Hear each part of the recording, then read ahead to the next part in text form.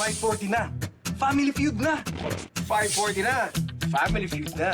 Pilipinas, it's time for Family Feud. Let's meet our teams from the game show Family Kwarta o Kahon. Ami Perez from Team Kwarta.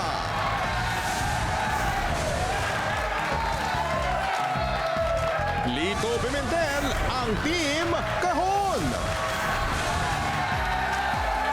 Please welcome our host, ang ating kapuso, Dingdong Dantes.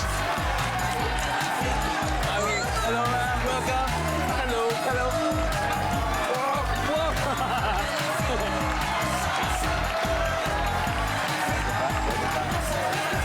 Welcome, hello. Hello.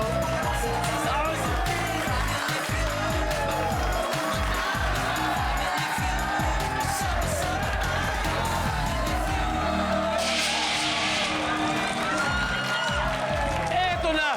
Throwback Thursday na winner pa ang summer. Magandang hapon mga kapuso. Hindi po baling kasagsagan ng init. Basta todo bigay ang good vibes. Siyempre dito sa pinakamasayang family game show sa buong mundo, ang... Speaking of game shows, mahilig ba kayo manood ng mga game show kahit noon pa? Grabe, ako rin. Same tayo kasi alam niyo bang may game show na tumagal ng 38 years. 38 years! At saksi ako dyan, siguro ng mga significant number of decades na pinapalabas sa ere. At ito'y hosted by the late, great Mr. Pepe Pimentel. At ito ang minamahal nating Family Kwarta o Kahon na umere mula 1962 hanggang year 2000. At ngayong hapon, mapalad po tayo dahil maglalaro ang mga naging hosts ng game show na yan, starting with Team Kwarta. Woo! Team Captain, always reliable host, Chang Ami Perez. Hello! Hi, Dong! Gusto ko lang malaman mo na lagi kong pinapanood itong show mo at lagi akong sumasagot. Nag-aaway kami ng asawa ko. Hi, babe! Lagi kami sumasagot sa fast round. Wow, thank you, Excited thank you. ako. Sana mamaya umabot tayo doon at Oo, masaya yan. sana masaya. talaga. Good diba? luck, good luck with that. Thank you. But of course, now we can't wait to get to know kung sino-sino kasama nyo ngayon sa Team Kwarta. Miss Ami? Oh, syempre ako hindi po nagsimula ng 1962 sa show. Oo naman. 1988 ako naging parte ng Family Kwarta o Kahon. At kasama natin, of course, our inspirational diva, Miss Jamie Rivera. Miss Jamie. Hello, so nice to be here. Great Ako to have naman, you 1987. Pag nag-absent si Ami, ako reliever niya. Yo, 87, 88. Oh, yan. And of course, kasama rin namin ang aming overall head of production na si Ma'am Belinda. Wow, Ma'am Belinda. Everybody. Wow, it's an honor to have you po, ma'am. Oo. At itong susunod na miyembro namin, napag-alaman namin na dapat daw siya ang napangasawa mo pero hindi daw kayo nagkita. Yeah, at The beautiful, the very beautiful at member ng Viva Hot Dog, si Marisa. Yeah, oo. Uy, Dingdong, nandito na naman ako, ha? Good to see you again. Ayoko masira ang buhay niya ni Marian, ha? At mukhang ito, feeling ko, nakumpleto sana yung listahan nyo dahil nag-reunion yata kayo recently. At eto nga ang Yes. resibo. May picture. Yan! Yan yung Ayun nag-reunion yun, si kami Andrea because si Encar Benedicto is now based in San Francisco. So umuwi siya dito sa Manila tapos nagkaroon kami ng mini-reunion. Dahil dyan, wow. Oo. Hindi pa nga Wow. kumpleto yan eh. Ito ang first hosting job ko. Yes. At ang sweldo ko noon, tandang-tanda ko, 900 pesos per episode. Per episode? Oo. Pero live po ba parati yun? Live parati yung... Sa isang activity center ng isang mall. Grabe, napakagandang extension ng inyong reunion. Thank you for being with us. Thank you for having us. Of course, good luck. Good luck, Yes, Team this is for Kwarta. Tito Pepe Pimentel. Of course. At syempre, narito po ang co-hosts nila. Pero syempre, ngayon, kalaban muna nila ngayon. Ang team, kung may kwarta, Kahon. Led by veteran dramatic actor at pamangkin po ni Tito Pepe, si Lito Pimentel. Yes. Ang father ko at saka si Tito Pepe magkapatid. Magkapatid din sila. Yeah. At saka si Tito Pepe ang one of the hosts na natutunan ko na siya nagsabi sa akin na ang kapansanan ng tao hindi pinagtatawanan. Sayang, hindi ko lang po siya na-meet personally, but I'm sure, yung kanyang legacy ay magli-live on sa inyo lahat, kasama pati ng Team Kahon. Yeah. Dito, sino-sino po ba makakasama natin ngayon sa Team Kahon? Siyempre, ang magandang si Lovely Rivero, Luis Mulinatan, at isa sa hari ng mga videoke, mga kanta na, Richard Reynoso. Yan, mga bigatin! At syempre, kung may throwback picture sa inyo, siya nga, may throwback picture din po para dito sa grupo ninyo. Ayan! Yan po si Tito Pepe Pimentel. Oh! Tay, kayo po yan. Halatang wala akong medyas noon. Hindi, noong pa pala uso yung no socks. Siya nagpauso nun, siya nagpauso niyan. Miss Encar Benedicto, ang daming pinamimigay sigurado sa game show. Ang dami talagang tumangkilik. 2.5 ang jackpot namin dati. 2.5. Wow. Yes, every Sunday. Every Sunday. Every Sunday. 2.5. Grabe. Diba? Well, good luck po sa dalawang teams. I'm sure we'll be hearing more stories as we go along. Kaya good luck po sa Team Kahon and Team Kwarta. Wala po tayong kahon, pero mamimigay tayo ng kwarta ngayon. At stake is 200,000, kaya alamin na po natin ang sabi ng survey. Chang Ami, Tito Lito, are you ready? Yes. Let's play round 1.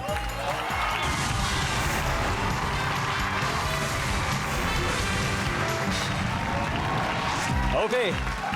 Nag-survey kami ng 100 Pinoy at ang top 6 answers ang hinahanap natin. Minsan, hindi mo mapigilang makatulog sa kalagitnaan ng blank. Yes, Nahilito. Kalagitnaan ng pagtatrabaho. Lalo na siguro kung trabaho mo ay nasa computer. Computer, O, lalo siyempre, sa atin. hindi mo mapigilan makatulog dyan. Lalo sa atin, sa taping. Sa atin, pag nag-aantay. Yes. Diba? Nandyan ba ang trabaho? Okay. Siya kami, marami pa pong mas mataas. Minsan, hindi mo mapigilan makatulog sa kalagitnaan ng Panonood ng pelikula. sobrang lamig. Hindi naman dahil boring yung pinapanood mo, dahil pagod ka lang siguro talaga. Pelikula sa sinihan. Top answer. Siya kami, pass or play? Play! Alright, let's play round 1. Okay, here we go. Miss Jamie, minsan hindi mo mapigilan makatulog sa kalagitnaan ng Biyahe. Of course. Nakaupo ka lang, ganun-ganun ka na dyan. Tulog ka na yan. Biyahe. Yes, Ma'am Belinda, minsan po hindi mo mapigilang makatulog sa kalagitnaan ng Pagkain. pagkain. Pag kumakain, di Ganun ba? kapagod talaga. Minsan Kahit na inaantok ka. Opo, pag totoo yan. kumakain ka di ba? That's true. Pagkain. Oh. Pero kung luto ni Miss Marisa ang kinakain, talagang Oo gising na gising ka. naman, oo. Dahil sa, wow, may ganun. Pero minsan, pwede yun, ano? Pero yung sa akin, ang answer ko, kwentuhan. Kwentuhan? Aha. Nandiyan ba ang kwentuhan? Oh, Team Kahon, pwede na kayo mag-usap-usap. Siya kami, minsan hindi mo mapigilan makatulog sa kalagitnaan ng blank. Inuman. Oh! Parate, marami tayong kilalang ganyan. Inuman! Uy! Ba't ganon? Eto, magsistil ba ang Team Kahon? Kaya Richard, minsan hindi mo mapigilan makatulog sa kalagitnaan ng Kalagitnaan ng pagdarasal.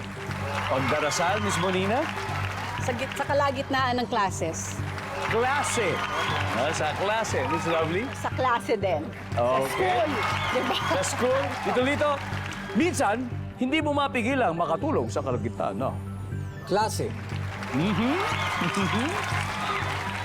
Oh, yung subject siguro nakakaantok, di ba? Parang nako, ayoko na impormasyon.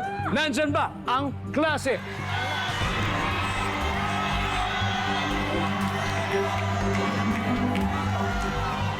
Meron! Let's see kung ano pa hindi nakuha. Number 5. Pagbabasa. Number 3. Oo, siyempre. Kasi kami man. Tutulog na eh. Kayo naman. Bakit gano'n? Hindi Kalagitnaan kwarta, ng hindi gabi. rin kahon. Kung hindi, 65 points ang nakuha ng Team Kahon sa round 1. Huwag po pakampante dahil sanay na po sa game shows ang Team Kwarta at sabi, babawi sila sa round 2. And we're back dito sa reunion ng Kwarta o Kahon hosts. Kaya legit na sama-sama sa saya. May 65 points na po ang Team Kahon. Pero ang Team Kwarta, wala pa.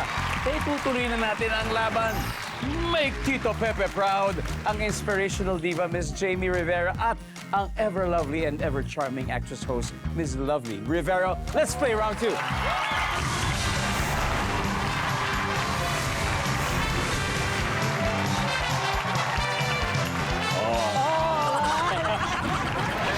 Good luck!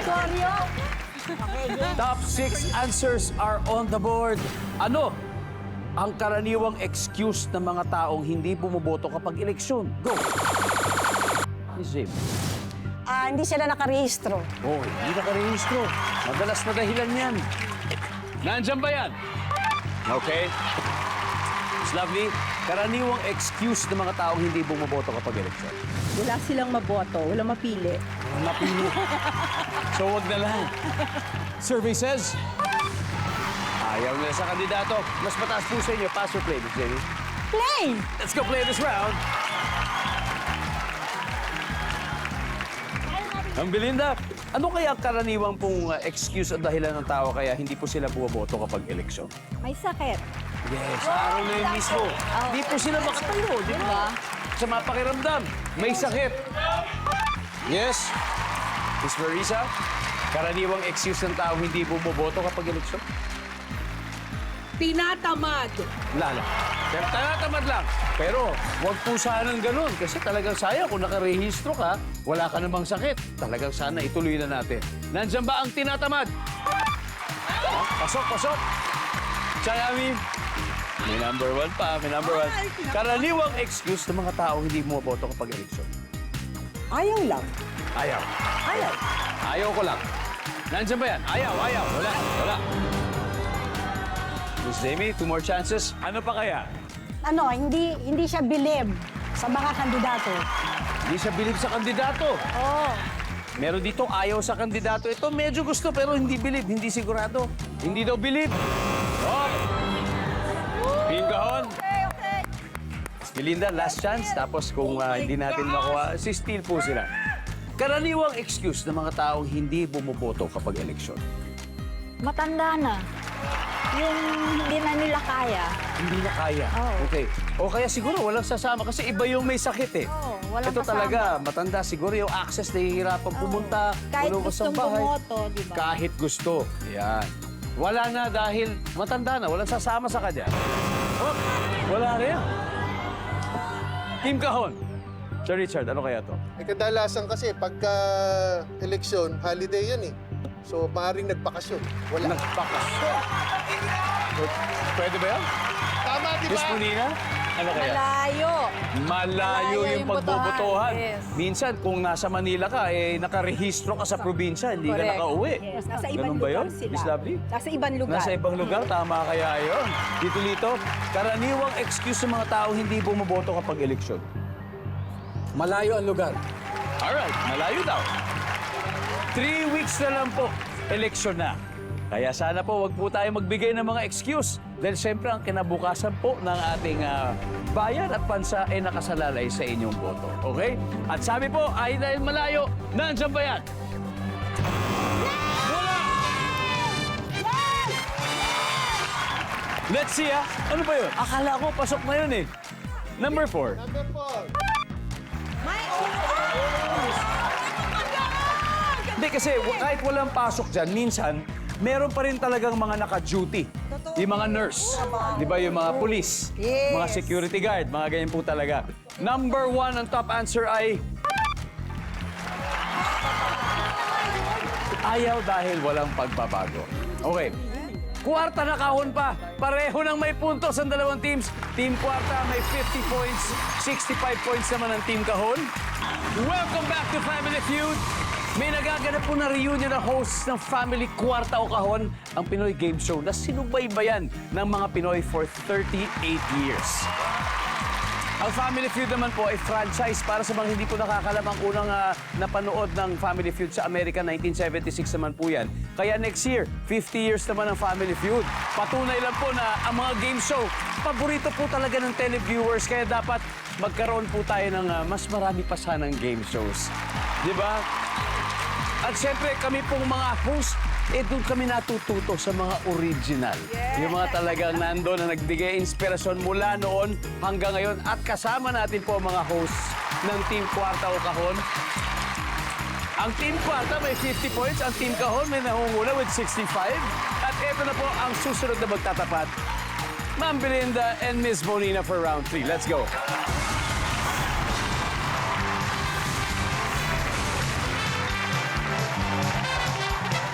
Ito na, times 2 na. Top 6 answers are on the board. Bukod sa simbahan, saan pa makakakita ng krus? Go. Miss Bonita. Sa altar ng bahay. Sa bahay, sa altar ng bahay. Nandiyan ba yan? Of course. Altar ng bahay. Lalo na sa pamilyang Pilipino na Katoliko, hindi mawawala yan. Miss Bonina, pass or play po? Play. Play. Play, of Okay. course. Ma'am, balik muna tayo. Sir Richard, bukod sa simbahan, saan pa makakakita ng krus? Cruz! Sementeryo! Ang dami niya. Sementeryo. Actually, mas maraming krus sa Marami doon. sementeryo. Hindi pa na cruz doon. Sementeryo. Dito, bukod sa simbahan, saan pa po makakakita ng krus? Sa kwintas. Yes! Mga kwintas, ha? Mga pendant, mga panlaban sa masasamang espiritu. Nandiyan ba ang kwintas? Oh, wala. Miss Lovely, bukod po sa simbahan, saan pa nakakakita ng krus? Sa kotse, yung nakasabit. Sa kotse. Rosary, di ba? Rosario. Nandyan ba ang nakasabit sa kotse na rosaryo? Wala. Wala rin. Team Kwarta, pwede na kayo mag-usap-usap. Miss Bonina, again, bukod sa simbahan, saan pa makakakita ng krus? Sa school, sa classrooms. Classrooms. Nandyan ba ang classroom? Miss Marisa? Okay. Bukod sa simbahan, saan pa makakakita ng krus? Oo nga. Nakakahiya. Hospital. Hospital. Ma'am Belinda. Hospital din. Hospital din, Miss Jamie. Hospital. Same. Okay, Changami, are you gonna go with your team? Bukod sa simbahan, saan pa makakakita ng krus? Hospital. Hospital. Nandiyan ba yan?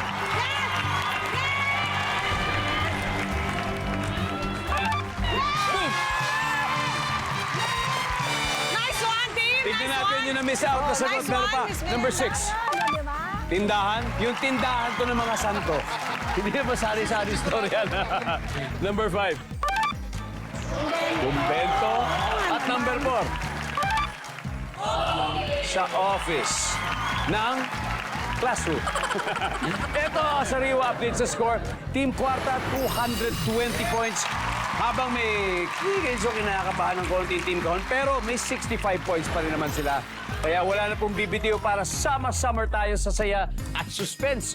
Lalo na dito sa ating last head-to-head battle sa pagbabalik ng Family Feud. Back to our bonding dito sa Family Feud. Recap muna tayo ng scores. Lumalamang ang Team Kwarta, may 220 points, habang ang Team Kahon, 65 points. Kaya hindi pa tapos ang laban dahil sabi nga, it's not over till the fat lady sings. At sa ating last head-to-head battle, dalawang mahuhusay na singer ang magtatapat, Marissa and Richard, for the final round.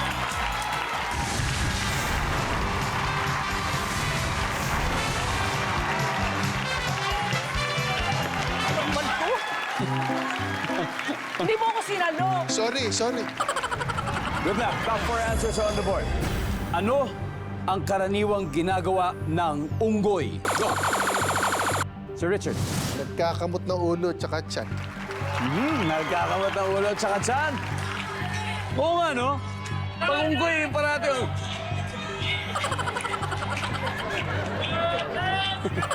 Nandiyan ba yung nagkakamot? Wala. Ano ang karaniwang ginagawa ng unggoy? Naglalambitin. Nandiyan ba? Lalambitin ba mga puntos dyan? Survey says, top answer. Miss Marisa, pass or play? Play. Let's go play the final round. Okay, Changami. Ano ang karaniwang ginagawa ng mga unggoy? Nangunguto. Nangunguto, oo nga. Tama, nangunguto. Nandiyan ba yan? Miss Jamie, karaniwang ginagawa ng unggoy. Kumakain ng saging. Saging! Nandiyan ba yan? Isa na lang, Miss Belinda. Ano pong karaniwang na ginagawa ng mga unggoy? Tumatalon-talon. Tumatalon-talon. For the win. Nandiyan kaya yan? Survey says, wala. Di bale, may dalawang chances pa tayo, Miss Marisa. Karaniwang ginagawa ng mga unggoy. Nag-uu-a-a, uu-a-a,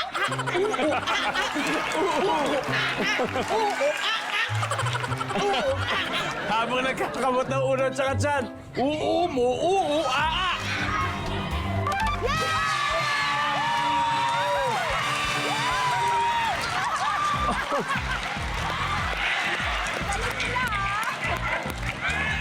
Ginunod ko lang yung sinasabi mo na kailangan lang, di ba, isipin mo ko yung mga pasaway. Pagkabulan! Ano? Wala!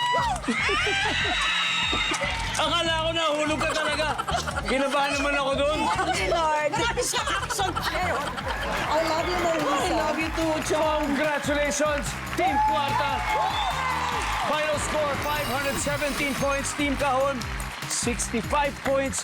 Napakahusay din. So, Richard, salamat. Maraming salamat. Diba? Napakasaya pa rin. Miss Bonina. Practice ako next time. Of course, you did well. You did very well, Miss Lovely. And of course, Tay. Thank you. Salamat po. Palakpakan po natin ang Team Kahon na mag-uuwi, syempre, ng 50,000 pesos. Ito na sa kami. Sinong dalawa maglalaro sa ating Fast Money? Ako at saka si Jamie. Ito na yung pinag-uusapan natin kanina. Ito na. Okay. Miss Abby and Miss Jamie for Fast Money. Grabe. Ang ganda ng teamwork nila kaya deserve nyo na to. Welcome back to Family Feud. Sa makakaka-tune in pa lang, ako sayang hindi nyo naabutan ang exciting ng game. Pero ngayon dahil nasa last round na tayo, eto na yung fruits of their labor. Kasama po natin si Chang Ami. At ang target nila ay makapag-uwi ng total cash prize of 200,000. At syempre, panalo rin ng 20,000 ang napiling charity. Chang, ano bang napili ninyo pong charity? Ang napili namin ay ang Philippine Foundation for Breast Care There you go. Incorporated. Salamat. Maraming salamat for Para that. sa mga kababaihan, let's go! Yes. Okay. Habang nasa waiting area si Miss Jamie, oras na para sa Fast Money with Chang Ami. Give me 20 seconds on the clock. Good luck. Thank you, Doc. You got this. Kung may lagnat si Mrs., ano ang pwedeng pasalubong sa kanya ni Mr. Go? Pansit. Sa trabahong ito, lagi kang nakakakita ng patay. Funeral coordinator. Sa palengke, maraming tindera ng blank. Baboy. School subject na maraming homework. Math. On a scale of 1 to 10, gaano ka kabait kapag may sumisingit sa pila? 5.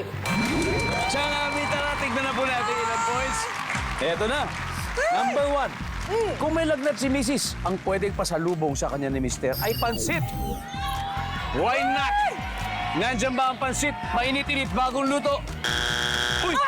Oh my What? God! What? What happened to that? Sa trabaho ito, lagi kang nakakakita ng patay sa funeral. Siyempre, funeral coordinator. Ang sabi ng survey, wow! Huh? What a good start! Sa palengke, maraming tindera ng karne. Baboy, survey says. Yes! Nice one! School subject na maraming homework. Sabi mo yung math. Ang sabi ng survey. Yeah! Yeah, ba? On a scale of 1 to 10, gaano ka kabait pag may sumisigit sa pila? 5 ang sabi ng survey. Great start! Wow, Chang Ami! Ang galing, ang galing. 72 to go. Let's welcome back Miss Jamie. Wow! Yes! Here we go, here we go. Alam mo, pangarap ko to. Pangarap ko nung makapundit sa round na to. And here we are. We're just a step away sa 200,000 because si Chang Ami ay nakakuha ng 128. Wow! Ibig sabihin, 72. 72. Kayang-kaya. I know you can do it. I can feel it. In God's grace. Of course, in God's Yan. grace. Yes. Here we are, Miss Jamie. Here we go. At this point, makikita na po ng viewers ang sagot ni Chang Ami. Eto na, give me 25 seconds on the clock. Kung may lagnat si Mrs., ano ang pwedeng pasalubong sa kanya ni Mr. Gamot. Sa trabahong ito, lagi kang nakakakita ng patay. Embalsamador. Bukod sa embalsamador. Pare. Sa palengke, maraming tindera ng Karne. bukod sa Isda. karne. School subject na maraming homework. Math. Bukod sa Science. On a scale of 1 to 10, gaano ka kabait kapag may sumisingit sa pila? 6. Miss Jamie, 72 points. Yes! That's all we need. Okay, try natin. Kung may lagnat si Mrs., pwedeng pasalubong ni Mr. sa kanya ang sabi niyo ay gamot. Ang sabi ng survey, ang top answer dito, prutas. Oo nga Prutas, pala, dahil may sakit eh. prutas. So parang Okay. prutas, di ba? Sa trabaho ito, lagi kang nakakakita ng patay. Ang sabi niyo ay pare. Ang sabi ng survey, uy! wala. Pero siyempre, ang top answer ay embalsamador. Yun na yun. Nasabi niyo rin naman kanina eh. Yes. Pero we had to think of a second one. Sa palengke, maraming tindera ng isda. Ang sabi ng survey, top answer. Yes. 36 to go. School subject na maraming homework. Ang sabi mo ay science. Ang sabi ng survey, ang top answer ay math. 15 to go! Oh my God! On a scale of 1 to 10, gaano ka kabait kapag may sumisingit sa pila? Sabi mo 6. 15 points is all we need. Ang sabi ng survey ay...